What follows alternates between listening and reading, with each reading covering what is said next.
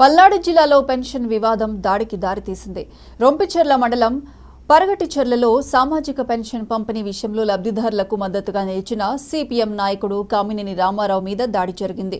వైసీపీకి చెందిన వారంటూ టీడీపీ వారు కొంతమందికి పెన్షన్లు నిరాకరించారు.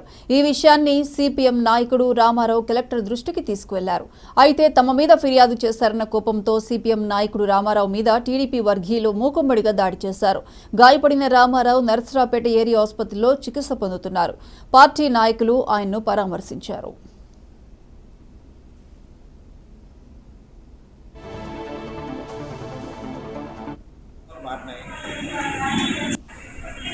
ప్రభుత్వాలు మారినాయి.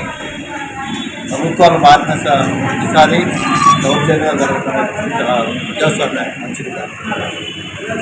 ఈరోజు చంద్రబాబు నాయుడు గారు చెప్తుంది ఏంటంటే మాది అక్షరాత్మక రాజకీయాలు లేవు అని చెప్తున్నారు.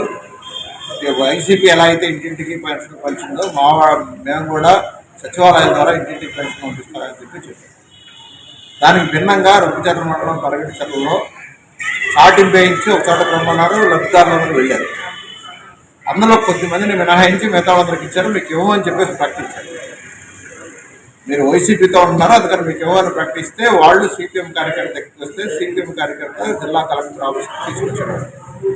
కలెక్టర్ గారు లేకపోతే సంబంధిత అధికారికి ఇస్తే అధికారి ఫోన్ చేసి వెల్ఫేర్ ఆఫీసర్ తోటి ఇళ్ల కార్డు ఇవ్వమంటే మీరు ఒక చోటకి ఎందుకు చూశారు, తప్పు, ఎవరికైతే ఇవ్వలేదో వాళ్ళందరి దగ్గరికి వెళ్ళివ్వండి అని చెప్పేసి ఆదేశించారు. వాళ్ళు ఇచ్చేసారు.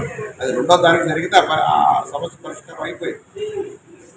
ఈరోజు మధ్యాహ్నం 2 గంటల సమయంలో సిపిఎం పార్టీ నాయకుడు, ఆయన 70 ఏళ్ల వయసు, కుర్రాడు కాదు, తగాదపోయే మనిషి కాదు, ఇంటి దగ్గర ఉంటే ఇంటి మీదకి వచ్చి నువ్వు మా మీద కంప్లైంట్ ఇస్తావు, మేము వాళ్ళకి ఆపేస్తే నువ్వెవరు ఇప్పించడానికి అని చెప్పేసి కర్రలు తీసుకొని దాడి చేయడం అనేది చాలా దుర్మార్గం. ఈ దుర్మార్గాన్ని సిపిఎం పార్టీ సహించదో, చూస్తూ ఊరుకోదనేటట్టు వాళ్ళకి చెప్పడం.